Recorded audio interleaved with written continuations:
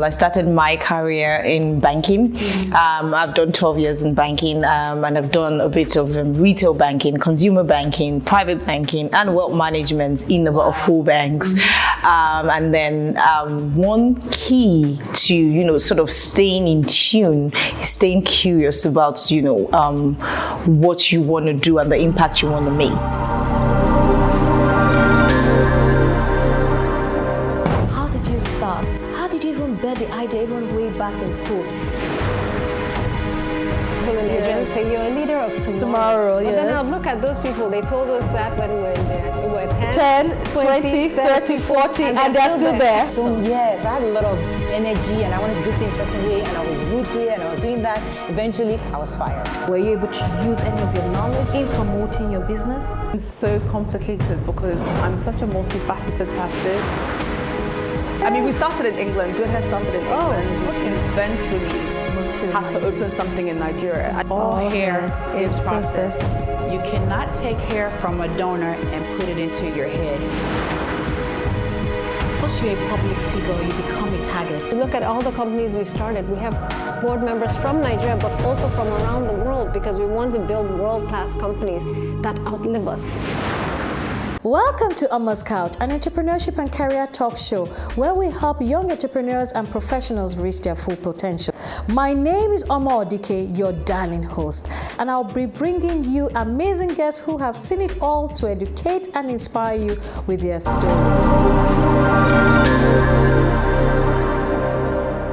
Our guest today is the head of reserves at Diageo, an experienced leader in luxury drink commercialization. She's skilled at managing the complexity of premium markets.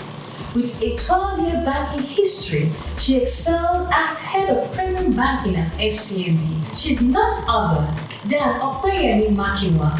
Let's welcome her to Omo's Couch. Wow, Opeyemi, I'm so happy to have you here today. I'm excited. And I know we spoke some months back, and I asked you to be on the show, on Omo's Couch, and you said absolutely you'll be here, and you were here today. So thank you so much for being here. Yeah. So how are you, and how's your day been? You look really lovely. Oh, it's been a very productive day. First off, I'm very delighted to be here. Thanks for having me. It's good to see all the work you're putting in, telling the storytelling, of what the incredible things people, the success stories that people are, getting on with, so it's interesting to see and hear it from your own perspective. So thanks for having me. Thank you so much for that. And today, our viewers who normally listen to our show, our community is growing by the day and the second, and I can tell you they are diverse in different ways. Some of them are career giants, and some of them are starting their careers. Some of them are entrepreneurs. So right now, you represent the career sector. Absolutely. And those who have started their maybe employment or are midway through their employment, or even maybe retiring, will be watching this show. And I'm sure they want to listen to you and hear how you were able to, navigate the entire terrain, how you started your journey as an employee and in the banking sector to where you are now. How are you able to transit? How are you able to move from the banking sector to the luxury drink industry, which is, of course, right now is the Diageo brand? So please speak to us about it. Oh, okay, thank you. So if you, I like when you say that, how you have started and how you've been able to transit, it's not without its challenges. Well, let me start with all the success stories. I think as a young girl, I started my career in banking. I've done 12 years in banking, and I've done a bit of retail banking, consumer banking, private banking, and wealth management in about 4 banks. And then one key to, sort of staying in tune is staying curious about, what you want to do and the impact you want to make, So thinking about it, it's almost, I see myself as an entrepreneur in a 9 to 5, just because I'm very curious about other things. I'm eager to learn. I want to just make a difference. So I started to get very restless once, in my 12th year of banking, and I just thought, I wanted to try my hands on corporate banking and treasury. That opportunity never presented itself, although I was preparing and, I was investing in myself, putting myself up. Sometimes I would relieve people in those functions, but of course, the opportunity. Yes, so I started to get very curious about brands, because working in corporate banking and you start to manage accounts that are large corporates, it sort of opened me up to the world of FMCGs. Yeah. So when the opportunity came to say, oh, you know what, they were looking for someone who could drive their brands within the confines of the HNI space where I was playing in banking at the time, which was wealth management, I just of course I can do this, because I really wanted to work. Did you apply for the job, or you just maybe headhunted? I was headhunted, and of course I had to prove myself. It was on merits, because of course it's there's a process. There's a process, and it's not someone just handing you the job. You need to be able to make a difference. You need to add value. So of course I went through the process. I was successful, and that's how I started my career in FMCG. Well done. So yes. Has 5 years down the line, down the road, and you've been there, and how's it been so far? It's been awesome, I would say. No 2 days are the same. Exactly. So as to banking, where obviously it's sort of set out processes, guidelines, regulated by CBN. Of course, not to say that we're not regulated. We're regulated. In fact, even told we have NAFDAC and all of that. But there is just, the market is so interesting. So you always have to stay curious. You always have to be ahead of trends. You always have to understand how a consumer is thinking. You go through that journey from thought process to actual purchase. It's just interesting, and it's been one hell of a ride. What would you say your role is in the FMCG, the company you currently work for? What do you really do for that? So what I do is I head the luxury segment in terms of the fine spirits. So we call it reserve. So what I do. That's what you call reserve. Yes. So it's the luxury portfolio. Reserve in terms of what we thought it was. No. Things like the bank, the bank reserves and all that. No. It's reserve in terms of luxury portfolio, like fine drinking. So of course it's the high end. In terms of price points, so the high-end brands, so that's what I do. So I'm in charge of, running that business in terms of from a commercial point of view, and ensuring that, those brands are, we get them into the hands of the people who want them to get. So are you very big on driving the strategy and developing the strategy? More of execution, so we execute that, So there's a strategy being brought up, and you now make sure that this goes to the market. Stay true to it. I'm sure you have some kind of targets. Yes, but it's very interesting. Like I said, it's an eye-opener into, of course, the world of a consumer opportunities within the luxury space. Using a lot of people. Absolutely. Well done. That sounds very interesting. So what do you think, or what do you know about yourself that may have propelled you or given you the opportunity to have this role? I think I hold myself to very high standards. I never want to leave anyone the same way I met them, So having been privileged to work in that space with HNIs and ultra HNIs, you sort of get into the way they think. You sort of understand, what drives them, and you really want to be in the heart of that. So it's almost like you aspire to be something, and you have been lucky enough to be around or to work with those kind of people, and you just have to hold yourself to a different professionally to a different set of standards, and be sure to make a success of anything. So I think setting myself apart, equipping myself, reading a lot about things, investing in myself. A lot of self-development. Oh yes. Yeah, so they can stay among the trends. Oh yes. You have to. You have to. Yeah. So as you've been working, as you've gone through your career journey, you've obviously been working with this particular segment, if you look at it from the high net worth. But I want to believe that you actually started from somewhere. You couldn't have started from the high net worth customers from the beginning. You were in the banking sector, am I correct? Yeah, I started from retail. So consumer banking, retail banking, personal banking. Yes, before I moved into that. But I sort of had like a flair for that because, I was exposed to managing portfolios where you see, they had some different investment needs, and that was more profitable. Even though maybe it was 2 or 4 or 5 clients, they were really driving the margins in terms of what the bank was willing to achieve. Because it's a sector. Not stock of corporate is still huge, but in terms of cost of funds, it was big. It was a big big value. Okay. It was a big value. It was a very important piece. So most banks that get it right and set up a private banking unit, and they know what they're doing, because at the end of the day, you're getting those funds in, you invest in those funds, although you're also creating some assets too as well, but it's still sort of a cheap source of fund. I know. It's retail at the end of the day, sits on the retail. So I'm sure throughout your career, you must have had some setback. One setback or the other during your work. How have you been able to maintain a positive mindset through it all? Come out at the end victorious too. I'll say you just have to keep pushing. You have to always remember why you started. You need to always remember who you're doing it for, why you're doing it, and it makes you stay committed. Of course, there are times I've wanted to give up. There are times I've fallen flat on my face to say, why did I make this decision? Why? But I dust it off. I dust it off immediately because I stay true to who I am, and I really want to, achieve. I really want to make a difference. I want to make a mark. It doesn't even tell.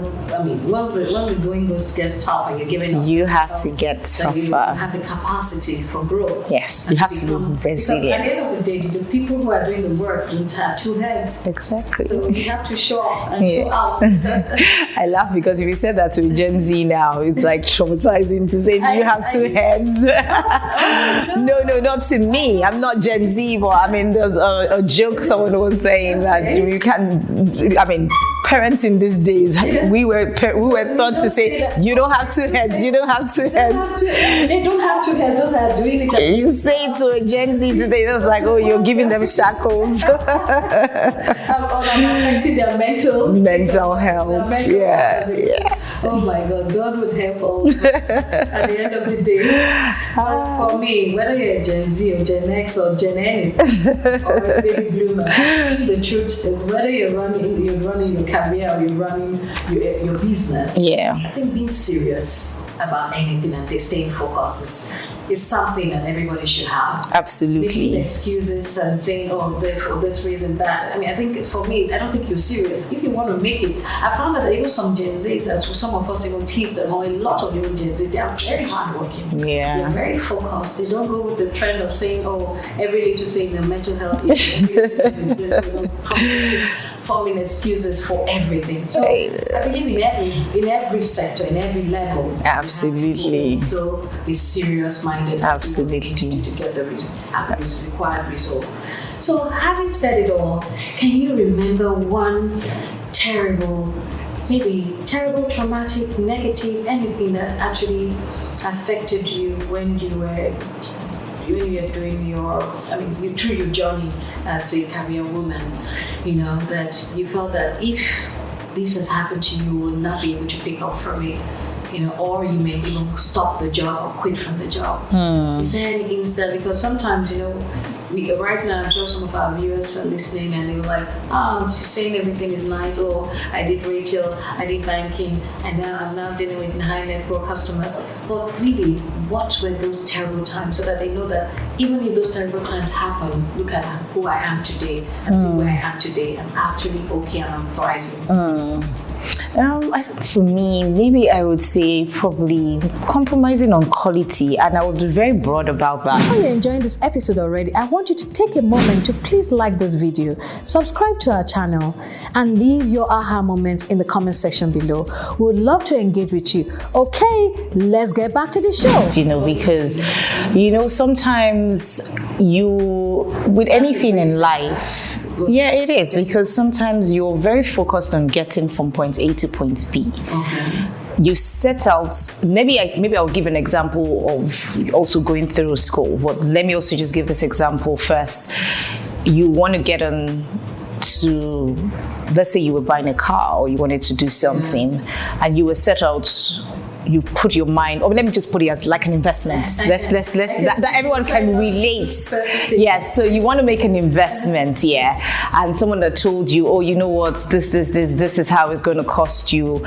You already know from the choice that you're making, because the higher the risk, the higher the return. Exactly. You already know that the cost of doing this thing, it will cost you something. You definitely have to give up something. You need to sacrifice something, so you sacrifice maybe buying that bag, buying something to put it into an investment, Buying that. and put it in an investment. And then all of a sudden, someone is just telling you or giving you advice, you know what, you don't have to go, that is too expensive, cut corners, do this. At the end of the day, you come back spending that money that you didn't want to spend because you just compromised on quality. So with everything in life, I have learned, and because I've been very hard done by this, I've learned not to compromise on quality, always go for the best, regardless, because at the end of the day, it's going to set you back.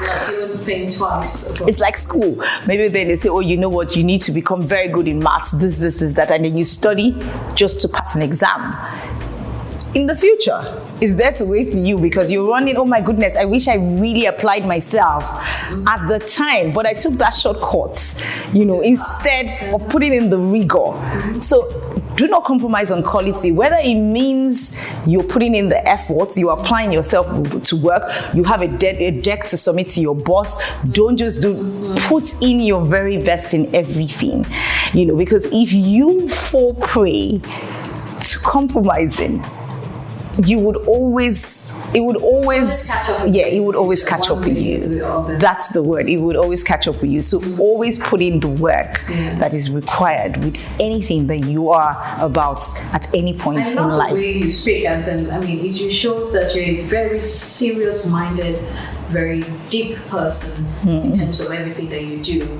You don't want to take chances, and also you don't want people to second guess you. You want to be sure that you have what it takes to be able to deliver the work and without cutting corners. So I think that is really a fabulous and a wonderful trait that any person who is driving a career should actually have. And also that borders on integrity to an extent. Absolutely. Because whatever you cut corners in quality also affects integrity. Absolutely. So I think it's something wonderful. I think it's something that viewers should be able to pick up. Yeah. So now, how has continuous learning, has that helped your self-development?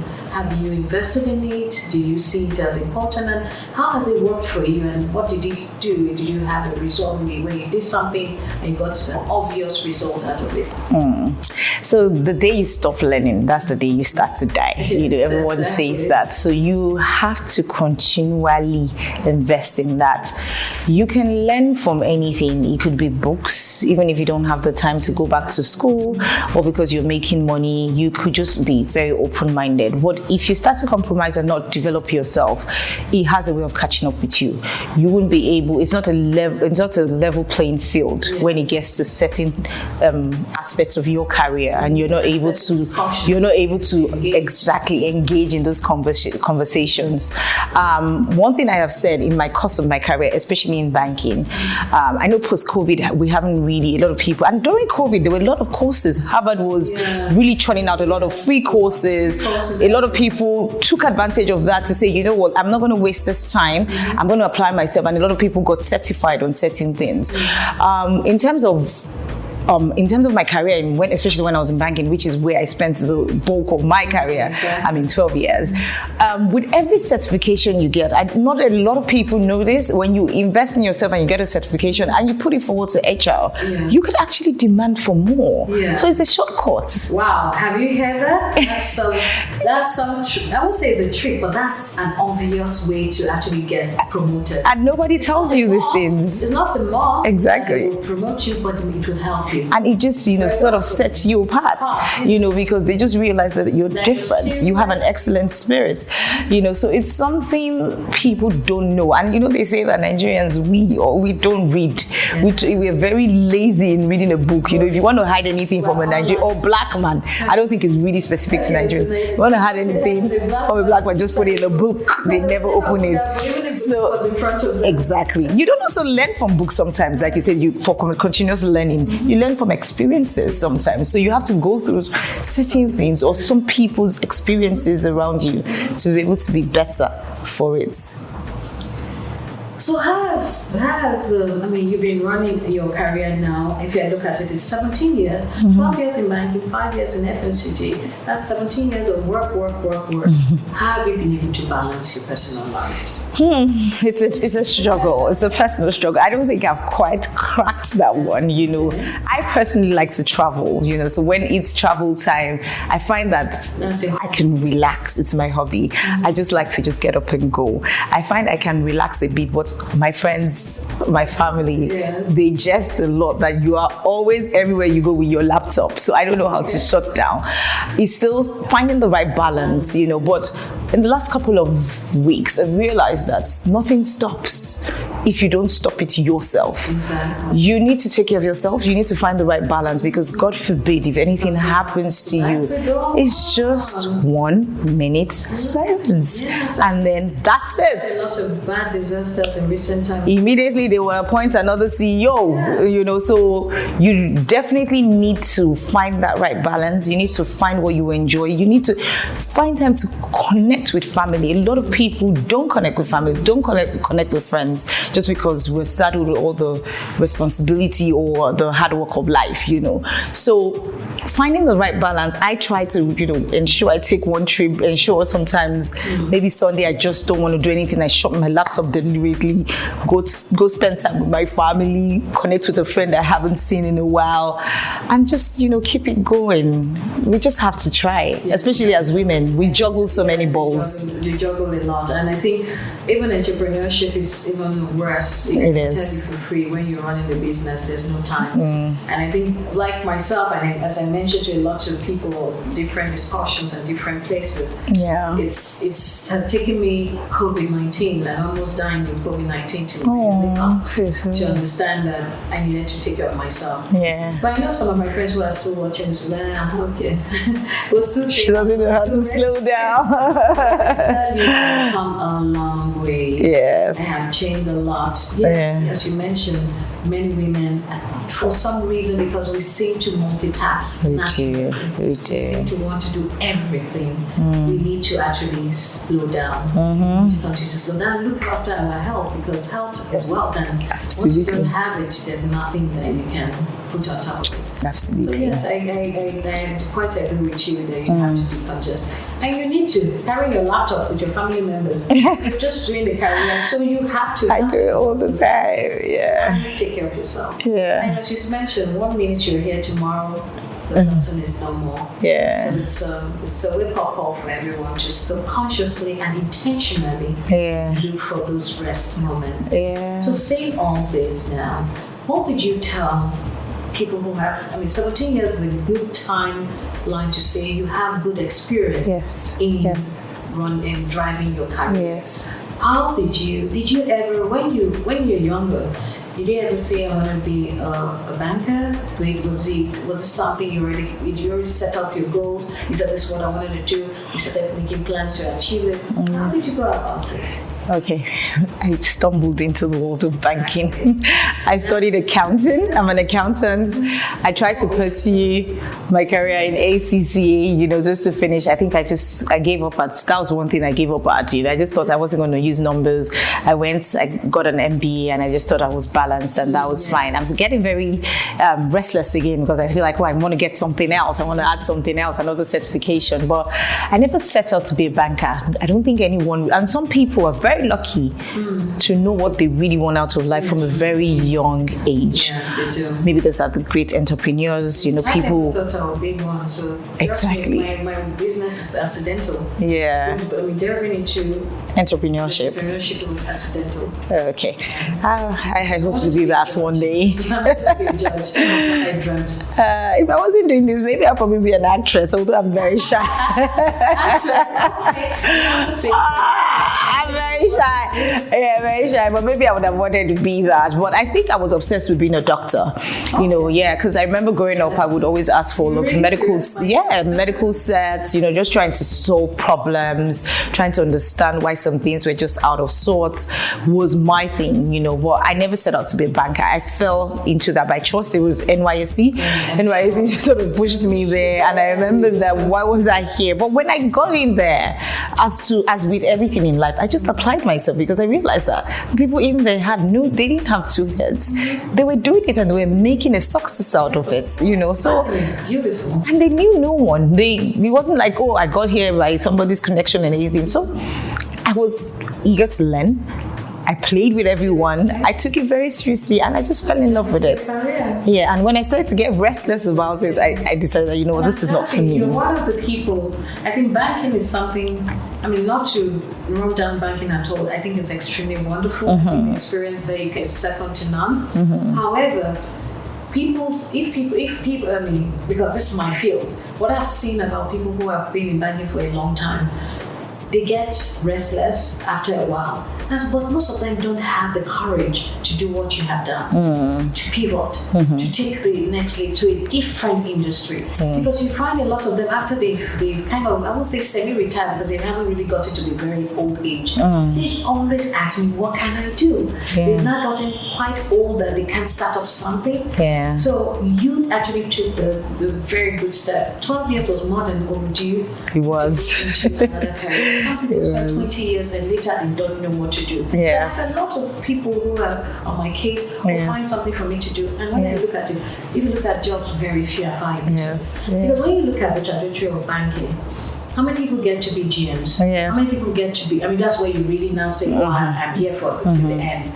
How many people get to be GMs? How many people get to be directors? To be fair. The MD. Yeah. Because those are a very tall structure. Beautiful positions that you can actually aspire to be. Yeah. So when you look at that equation and look at where you are, yes, if you're on the path, fine. But if you know you're not on the path, I think it's be true to yourself. Yes, take a decision quite early, not too early. 12 years is still good enough, and pivot somewhere else. Because what you've done to yourself now, you've broadened your horizon. Yeah. You've given yourself the opportunity to earn and hone more skills. Yes. That is not with banking.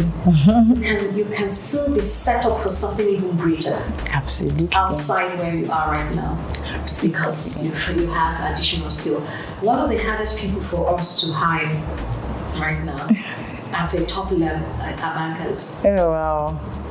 Okay, because they haven't really Yes. Most of the people that we find very hard to hire are bankers who have stayed for a very long time. Yeah. Because when you speak to them, banking is so narrow.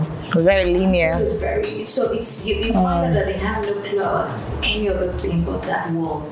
So that they find it very hard to fit into many industries. So what you have done, as I just said again, is really remarkable. So looking at your journey, looking at everything you've been able to do, build this successful career, and you're thriving.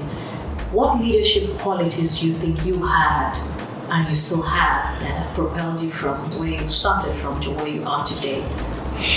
Like I said at the start, I don't like to leave people the way I've met them. So I like to invest in people. Everyone has a unique gift, and I think as a leader, the job as a true leader is to be able to harness the unique gift of all your I don't want to use the word subordinate, but all your colleagues, all your team members, and then harnessing it to creating or co-creating something beautiful in achieving an objective.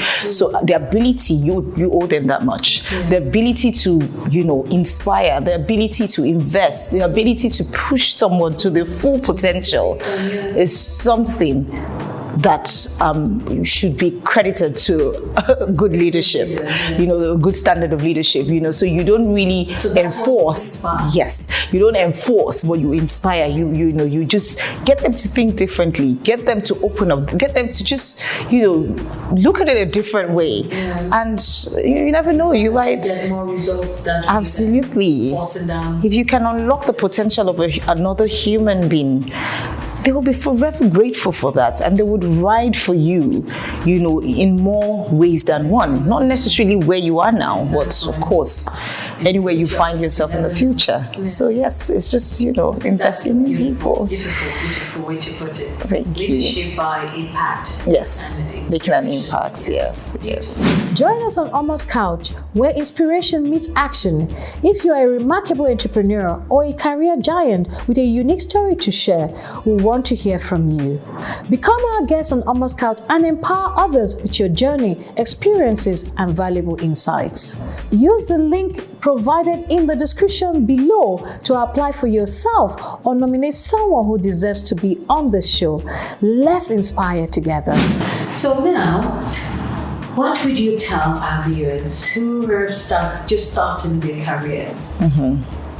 What are they, just a few pointers as to what should they look out for now with the advent of the internet, technology, everything that they have, the resources compared to 17 years ago. That's a different ballgame. Yeah. What do they need to do to start off on a good note? Okay, so I think I would say to them, they are very lucky because you see, you have information at your very disposal. You touch a finger on the pulse, you can get the information about anything. As to when we started, you had to read all those books, encyclopedias.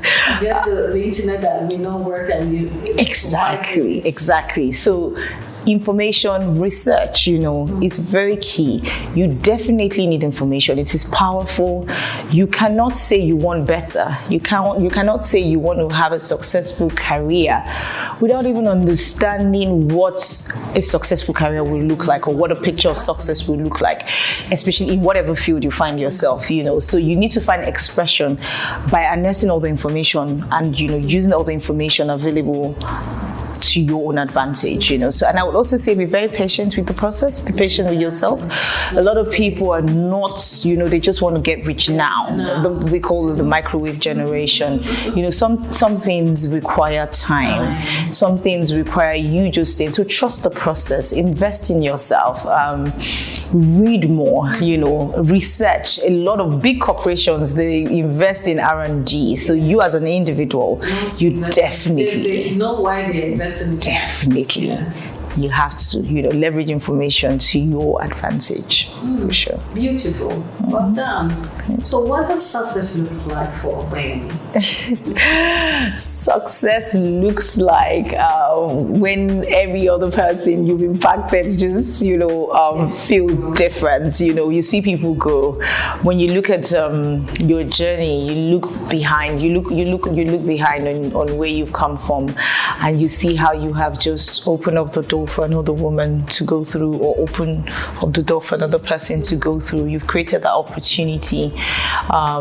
You've put a smile on someone's face. And I mean that by all key stakeholders, whether it's your business, whether it's your shareholders, whether it's your investors and all of that. You've added value to the organization, and everyone is just happy at the quality of work that you have churned out. So I think that's the picture of success for me, because with all of that comes wealth. Beautiful, kumbaya, kumbaya, come to Jesus moments. Exactly. So I think I still need you. I want to ruffle your feathers a bit. Oh, okay. Yeah, that is getting easy. You talked, I know those are truthful things, but I want to hear something else. Something really, really, something that tipped you, something that really teased you in one way or the other. Tell us what really happened. Did you have problems? Anything. Yeah, it was. It could be bosses, it could be anything. I wouldn't say bosses, I can work with anyone, but pivoting into a different industry at a very senior level is very challenging. People don't talk about that a lot, but it was challenging. It wasn't something that was really up my street. Like, I went from telling people to invest in different investment vehicles to telling people to understanding people's drinking habits and telling them, how to enjoy life. It's different ends of the spectrum. So it wasn't exactly easy, and especially coming at a senior level where people that have done this all their lives, you have to sit and learn from them. So I had those moments where I questioned why I made the move, because I'm like, I was already killing it in banking. I could have just gone from there. I mean, I'm not saying I might have been ED tomorrow, like you said. I know it's really toll structure, but coming here where people were already very smart people, very brilliant people, and you're coming to tell them what exactly, they already know it. So the ability to calm down, strip yourself from all you know. They call it creative destruction in a way, where you say everything just bin it and be able, humble enough to learn. It was challenging. I'm saying it like it was. Imagine you got someone and the person I know more than my journal. So it was very challenging, but it was rewarding because of the way I approached it. Okay, I think the approach must have given you that sources. Because some people will take it in the negative. And at the end of the day, mess up the entire opportunity. Exactly. To expand their portfolio.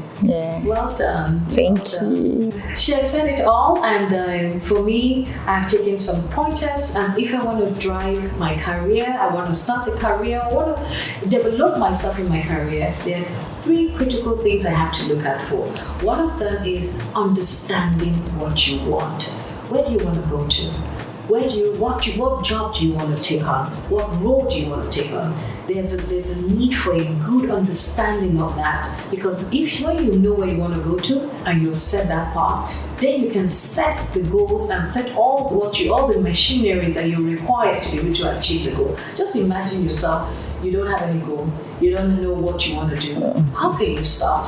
So the first thing is to understand what you want to do.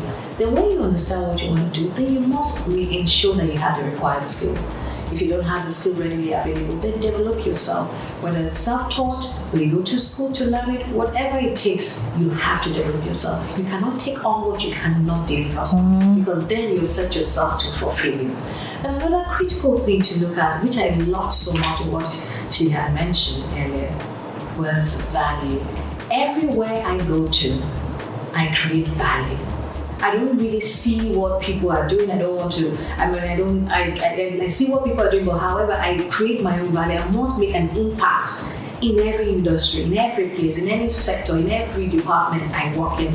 I want to leave the place knowing that I have left my signature. I have left an impact. People will look back and say, she was here, I was here, or I have done this. You must be able to create value. Many employees now, you hear a lot of employers, I'm not the one saying it, but generally complaining about employees saying, I'm here, I can't wait, I want to leave, or this, or they talk to you as if they are doing you a favor. But the greatest mindset you must have in that situation is actually looking at how much can I give, and give in such a way that when I'm leaving, people are even crying. I've had places, I wouldn't want to go there, but people are actually crying and begging you to actually stay. How many of you can boast of it?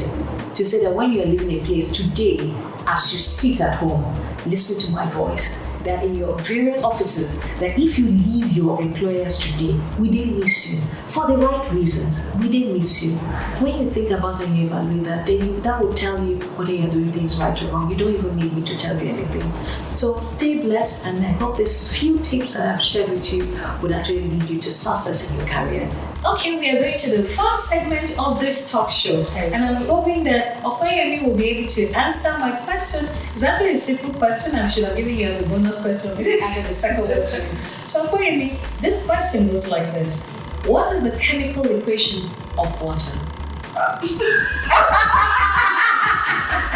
I think when you hear sciences, I know H2O. You got it.